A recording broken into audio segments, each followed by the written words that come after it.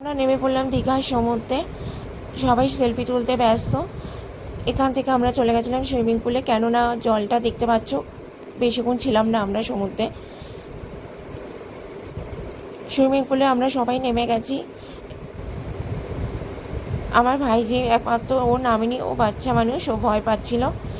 এই যে আনন্দটা আমাদের সবার দেখতে পাচ্ছ, এই আনন্দটা কিছুক্ষণের জন্য ছিল। মানে এরপর যে এতটা ভয়ঙ্কর একটা কিছু হতে পারে আমরা নিজেরও কল্পনা করতে পারিনি। ছেলে ফোনটাকে প্রোটেক্টরের মধ্যে ঢুকিয়ে জলে ঝাঁপ দিয়েছে এবং প্রোটেক্টরের ভেতর থেকে পুরো জল ফোনের মধ্যে ঢুকে যায় এবং ফোনটা ডেড হয়ে যায়। জাস্ট কয়েক ঘন্টার আনন্দ ছিল আমাদের। তারপরে মনে হচ্ছিল সবার জন্য কতক্ষণে আমরা বাড়ি যাবো, ফোনটা ঠিক করব, যেহেতু ফোনটা একদমই নতুন ছিল। তো বলাই যায় না কখন কি হবে। এতটা আনন্দ করতে সবাই গেছিলাম পরিবারের সবাইকে নিয়ে। তো কয়েক ঘন্টার আনন্দ, আর তারপরে পুরো বিষাদের সুর ছিল।